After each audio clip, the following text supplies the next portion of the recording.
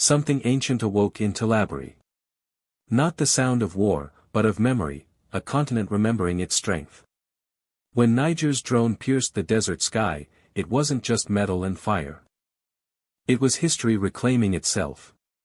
In a world built on dependency, the Sahel just proved it can fight, and win, on its own. The question now is not who will help Africa, but who will try to stop it. Official reports from Niamey confirm that Niger's army has achieved a decisive victory in the Tillabéri region, killing 34 ISIS-Sahel fighters and capturing a key commander alive. The operation, named Tillabéri Storm, marks the first coordinated strike under the Sahel Alliance command. In Ouagadougou, Captain Ibrahim Traoré addressed the nation within hours of the victory. Niger fought for all of us, he said, announcing that Burkina Faso would dissolve its Western-funded electoral body and transfer full control of national affairs to its people. True sovereignty means acting, not waiting. His words turned the battle into a manifesto. What began as a drone strike in Niger had become a political earthquake shaking the empire's last illusions of control. The fire came without warning. Over the dunes of Tillabéri, the dawn was still half asleep when a shadow split the sky, silent, enormous, patient. It wasn't a bird, nor a Western drone circling from afar. It was Niger's new Aksungur, a steel hawk built in Turkey, reborn under African command. Its wings carried more than explosives. They carried a message, that the Sahel had learned to hunt on its own. Below, men of the Islamic State in the Sahel were assembling in a wadi choked with dust. For years, they had ruled this triangle of terror through fire and fear, crossing from Mali to Burkina and back to Niger. Killing farmers, enslaving children, preaching salvation in the language of the gun. They believed the desert belonged to them. That morning, they learned it no longer did. The drone hovered. Waiting. One single signal from the base near Wallam, one breathless pause, and the earth erupted. The explosion rolled across the dunes like thunder trapped in stone. When the smoke thinned, the sand looked scorched and still, a graveyard drawn by the wind. 94 militants were reported neutralized. One commander, wounded and dazed, was captured alive. His face, streamed across military channels, became the symbol of a shift no one could reverse. But the true turning point came after the battle. The prisoners were not transferred to Europe for interrogation. They were not handed to foreign advisors in dark suits. They were driven south, into Niamey, where an unmarked building bore a new emblem, 3 intertwined spears and a balanced scale beneath the sun. The Sahelian Criminal Court.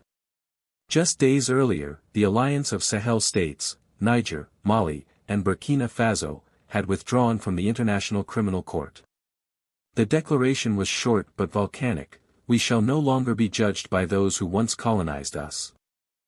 For a century, justice in Africa had worn imported robes.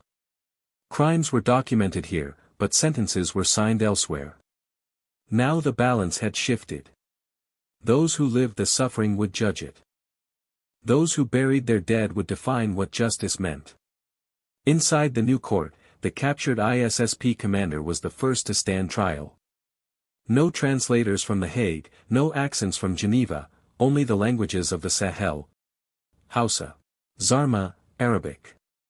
The indictment was read by a woman who had lost both brothers in a jihadist raid. Her voice didn't tremble. She spoke as if she were reading the verdict of history itself. Around her, judges in brown robes, not black, listened in silence. They didn't need lectures on human rights. They had dug their own graves often enough. Outside, the air was heavy with dust and disbelief. Crowds gathered around the gates, not to shout, but to watch. They were farmers, soldiers, mothers, people who had never believed that justice could stand on their side of the world. For decades, they had seen Western lawyers flying in after massacres, taking notes, filing reports, then leaving before the next one happened. But this time, the witnesses weren't leaving. Justice was staying home. The trial was broadcast on state television for 3 nights. Viewers from Ouagadougou to Bamako saw the face of a man who once believed he was untouchable. They heard him speak, not through translators, but in his own tongue, stripped of myth. When the judge pronounced the sentence, life imprisonment without parole, the courtroom didn't cheer. It fell silent. Because in that silence, the Sahel had taken back something that had been stolen for generations, the right to define evil. The symbolism was impossible to ignore. While the Aksunga drones still circled the borderlands, the Sahel was learning to strike not just with weapons, but with law. A region once written off as ungovernable was now dictating the terms of its own justice. Western analysts called it nationalism. The people called it dignity. In the days that followed, the footage of the drone strike spread across Africa. To some it was a show of force. To others, a prophecy. Commentators debated whether Niger's use of Turkish drones signaled a new age of foreign dependency. But for the soldiers on the ground, it was something simpler. We may not have built the drone, one colonel said, but we built the courage to fly it. The statement went viral, a sentence that summed up the new creed of the Sahel: tools may come from abroad, but the will to use them is our own. Night after night, the desert echoed with the low hum of engines and the restless murmur of a region reborn. For the first time, victory wasn't measured in enemy deaths, but in autonomy gained. The Sahel was no longer waiting for instructions. It was writing doctrine, military, legal, spiritual, all at once. Across the continent, people began to draw parallels. Kenya had courts, South Africa had constitutions, but none of them had written justice through fire the way the Sahel just did. They fight, then they legislate, a journalist wrote. It's messy, but it's theirs. And that was the point. The West watched with mixed emotions. Some called it dangerous, an unregulated assertion of power. Others feared it was contagious. Because what began in Niger could easily spread to the rest of Africa, the idea that sovereignty is not granted, it is enforced. Weeks later, when another ISIS cell was cornered near Terra, the soldiers didn't call for backup. They called for the court's warrant division. In the Sahel, war and law were no longer separate worlds, they had fused into one heartbeat. And that heartbeat was African. For centuries, the continent had been told it was too divided, too unstable, too primitive to define its own justice. Yet, in a dusty courtroom in Niamey, surrounded by the echoes of distant explosions, that myth was buried. Outside the courthouse, an old woman held a photograph of her son, a farmer killed in an ISIS raid 3 years earlier. She didn't smile when she heard the verdict. She simply whispered, "At last, he is seen." That whisper carried farther than the sound of any drone. It was the sound of a continent seeing itself not as a victim, but as a judge. The Sahel had learned to burn and to balance, to strike and to sentence, and in doing so, had reclaimed something sacred, the right to be its own moral compass. The world may not applaud it. The empires may sneer. But the desert has already spoken, and its voice will not fade. If you believe that Africa must define its wars and its justice with its own hands, share your voice below, because the fire that began in Tillabéri is not just a battle. It is a beginning. The fire that burned in Tillabéri did not end with smoke. It crossed the border like an invisible wind and entered Ouagadougou. There, in the corridors of a modest palace, another kind of battle was unfolding, not with rifles or drones, but with decrees and destiny. The sound of war had changed its form. In Niger, they fought for survival. In Burkina Faso, Ibrahim Traoré was fighting for sovereignty. When he walked into the transitional assembly that morning, the chamber rose in silence. He was only 36, yet carried the weight of a century. "The war is not over," he said, his voice steady. "It has simply changed terrain." The previous night, Niger's victory had lit a spark across the Sahel. Now Traoré was determined to turn that spark into policy. Within hours he announced the dissolution of the National Electoral Commission, an institution once praised abroad as the guardian of democracy, but long accused at home of serving foreign interests. To Traoré, it represented the last gate through which outside powers could re-enter his country. Democracy cannot be imported in cargo planes, he told the nation. Burkina Faso will organize its own destiny, not its donors. Western diplomats called it a coup inside a coup. The people called it correction. For decades they had voted under international observation while their gold left through foreign ports and their sons died in wars financed from abroad. Now, as Traoré's signature dried on the decree, crowds gathered outside the parliament, chanting not slogans of defiance but of relief. It was as if the entire country had exhaled after holding its breath for 60 years. That night, he addressed the nation from a simple wooden desk. Behind him hung no portraits of colonial presidents, only the red-green flag and a black-and-white photo of Thomas Sankara.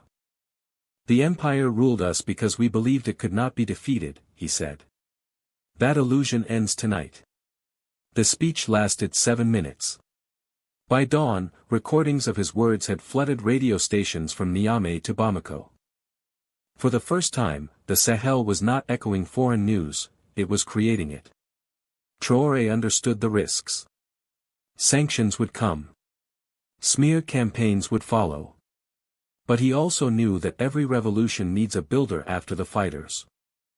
He saw himself not as a ruler, but as a mason, laying the first stones of a sovereign house. The foundation must be ours, he told his cabinet, even if the walls take generations to rise. Inside that cabinet were teachers, soldiers, engineers, women from the market cooperatives. Gone were the polished technocrats fluent in Parisian etiquette. In their place stood people who still smelled of dust and diesel, the real texture of the nation. It was not elegance, it was authenticity. And it terrified the world more than any tank division. Foreign media called him anti-democratic. Yet outside the Western lens, something subtler was happening. Burkina was redefining democracy not as periodic elections, but as perpetual participation. Local committees began managing villages, cooperatives handled grain prices, students rewrote civics textbooks. Power was no longer a privilege, it was a practice. At Ouagadougou University, a professor asked her class to describe the new transition. A student answered, "It is not a military regime. It is a mirror. It shows us who we really are." Across the border, Mali and Niger hailed the reform. General Tiani called Traoré's move the political equivalent of our drone strike. Colonel Goïta added, "Burkina has secured its rear while we secure the front."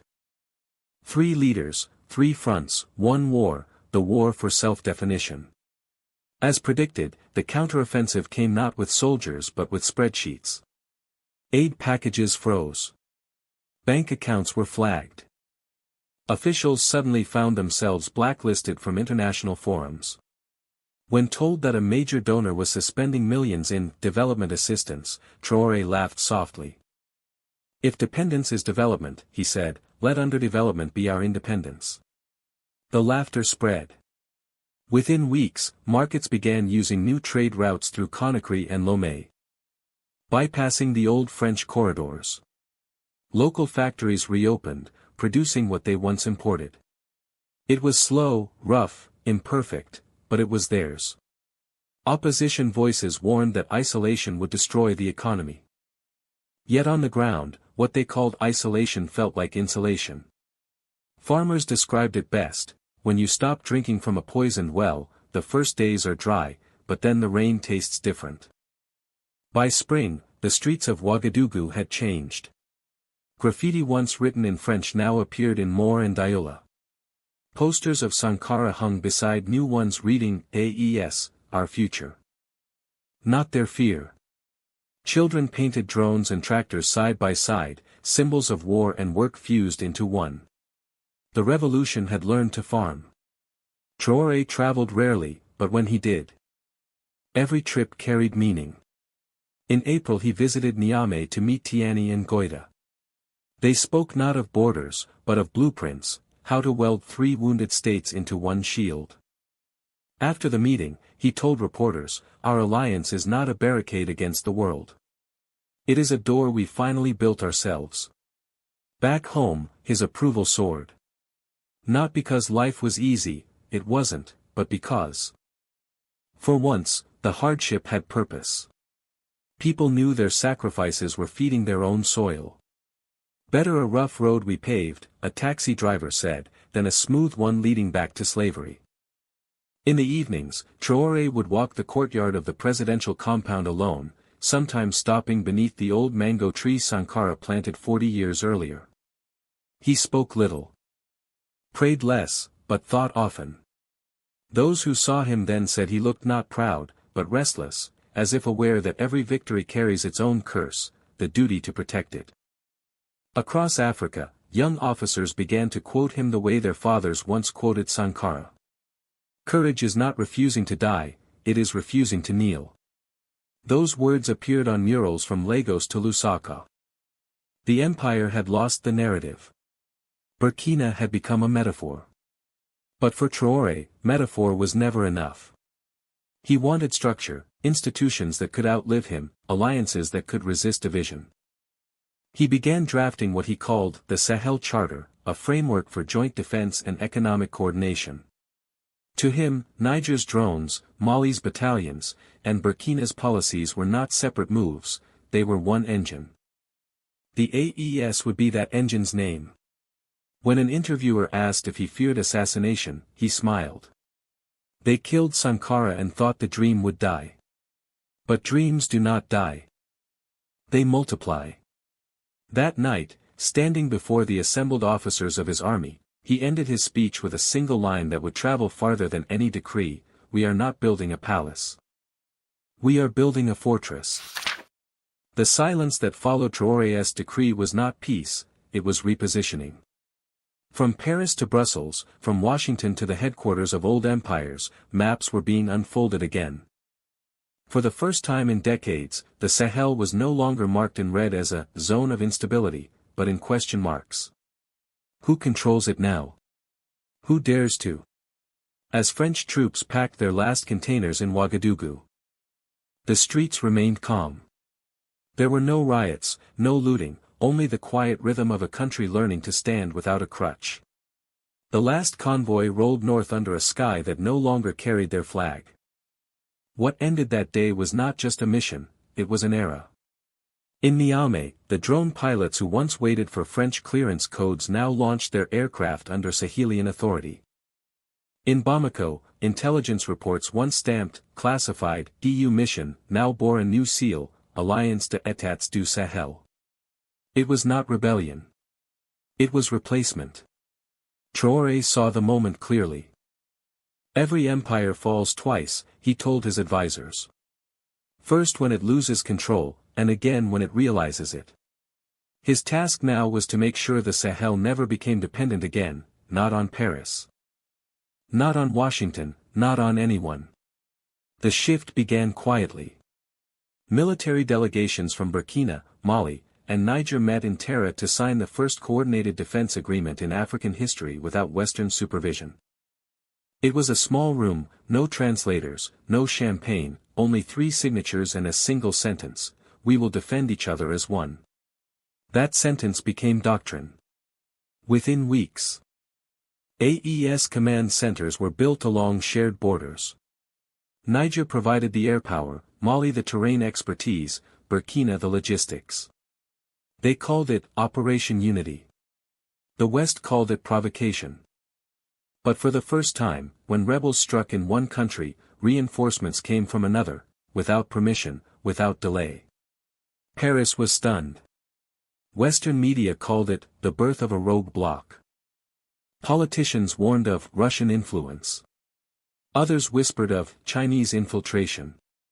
They couldn't imagine Africa acting without a foreign conductor. But in the Sahel, laughter replaced outrage. When we obey, we are called partners, one journalist wrote. When we think, we are called puppets. The next front was economic. Traoré ordered that all mining contracts signed under foreign arbitration be reviewed. Decades-old agreements, written in French legal jargon, guaranteeing profits abroad and poverty at home, were revoked or rewritten. Our gold cannot feed other men's banks, he said, while our children eat dust. Mali followed, nationalizing parts of its lithium sector. Niger redirected uranium exports toward regional energy deals. The AES announced a joint development fund, financed not by loans, but by resources. For the first time, the Sahel's wealth would circulate inside Africa before crossing any ocean. Diplomatically, the message was louder than any weapon. Traore did not cut ties. He recalibrated them. He met delegations from Russia, Turkey, and China, not to seek patrons, but to negotiate parity. "We are open to all who treat us as equals," he declared. "But we will never again kneel for aid." Western commentators called him reckless. African youth called him fearless. On social networks across the continent, his words spread like a wildfire of pride. The Sahel will no longer be a borderland of empires. It will be the frontier of freedom. By mid-2025, an unthinkable sight appeared over the desert, the first joint AES parade. Soldiers from Burkina, Niger, and Mali marched under one banner, a sun rising above three shields. There were no imported uniforms, no foreign generals. The anthem was written by a Malian poet, composed by a Burkinabe musician, and played by a Nigerian orchestra. For the first time in living memory, Africa's armies saluted themselves. In Paris, the response was disbelief. "They cannot survive without us," one commentator said. But the footage from the Sahel told another story, new roads being paved by local engineers. Village cooperatives reviving trade routes once controlled by colonial monopolies, farmers rebuilding irrigation lines abandoned since independence. They weren't waiting for development plans. They were executing one, their own. Then came the symbolic rupture. On a hot afternoon in July, the Burkinabe parliament voted to replace French as the country's administrative language.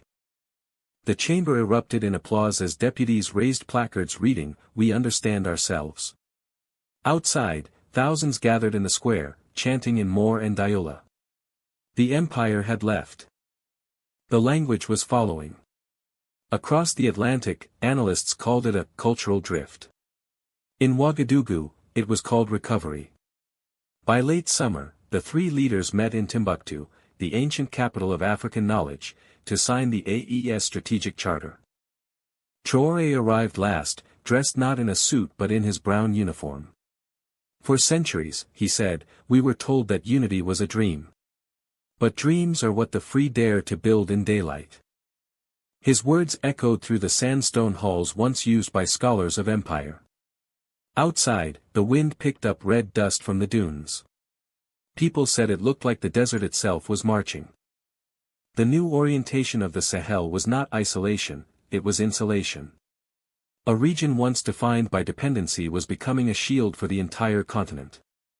Ghana sent envoys to discuss trade routes. Chad hinted at joining. Even distant states watched quietly, wondering if the AES model could be replicated. That was what frightened the old order most, not the loss of territory, but the loss of monopoly. Africa's narrative was shifting away from victimhood to authorship, and Traore stood at its center, not as a dictator, but as a declaration.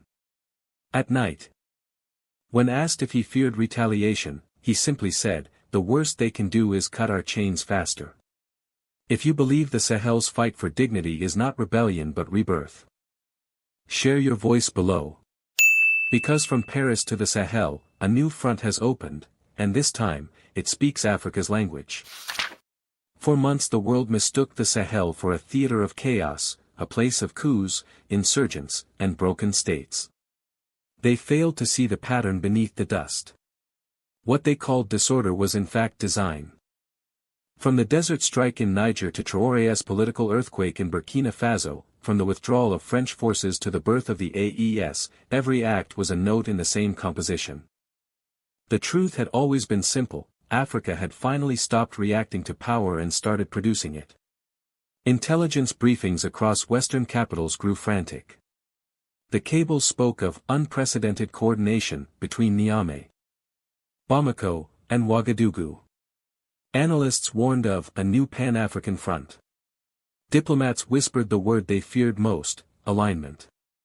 It was the kind of unity their textbook said could never exist. For decades, they had built walls between tribes, borders between brothers, and debt between nations. And yet, before their eyes, those walls were turning into bridges. That was the twist. The real revolution wasn't on the battlefield, it was in the coordination. The empire could bomb rebels, sanction governments, assassinate presidents, but it could not stop an idea that had learned how to organize. Inside Africa, something deeper was unfolding. Military academies in Niamey began teaching a new doctrine, sovereign defense. Schools in Burkina rewrote their curricula, replacing colonial geography with lessons on the AES Charter. Radios in Mali broadcast nightly debates about self-reliance. What once were three fragile states had become three mirrors reflecting a single truth: dependence is the most dangerous weapon ever imported. In one leaked conversation, a Western diplomat confessed, if this alliance holds, Pan-Africanism will stop being poetry, it will become policy. He was right. The empire's greatest fear was never rebellion, it was relevance. Because for centuries, they had survived not by ruling Africa directly, but by ruling its divisions. A divided continent guaranteed stability, for them. A united Sahel threatened to rewrite everything. Now, every time a drone took off from Niamey, every speech from Ouagadougou, every military salute in Bamako carried a message invisible to satellites: we are coordinating. And coordination is what empires cannot control. They can defeat soldiers, but not synchronization. They can burn cities, but not communication. They can occupy ground, but not consciousness. That was the secret heartbeat of the AES, the invisible rhythm running through three capitals. Uniting generals and schoolteachers, soldiers and storytellers. By the time Paris and Washington realized it, the game had changed. Sanctions meant nothing to people who had already learned to live without permission. Media attacks fell flat against populations who no longer trusted imported truths. The empire still had weapons, but Africa had time, and that was enough. The twist was not that the Sahel had defied the world. It was that it no longer needed the world's approval to exist. And in that silence, the moment between old power retreating and new power rising, something irreversible took shape.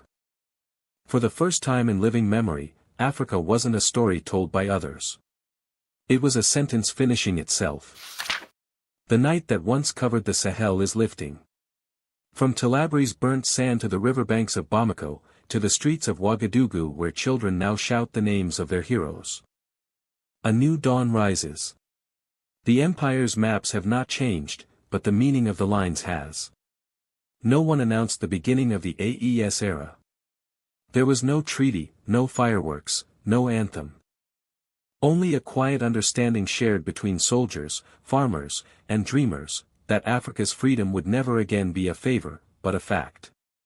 In the glow of that morning light, Traoré's words echo across the airwaves: we are no longer the shadow of history. We are its authors. And as the sun climbs above the desert, three flags rise together: Niger, Mali, Burkina, stitched not by borders, but by belief. The Sahel no longer asks to be understood. It stands to be remembered. If the spirit of this awakening speaks to you, if you believe Africa's story must be told by African voices, like, comment, and subscribe. Because the fire that began in Tillabéri still burns. And it belongs to all of us.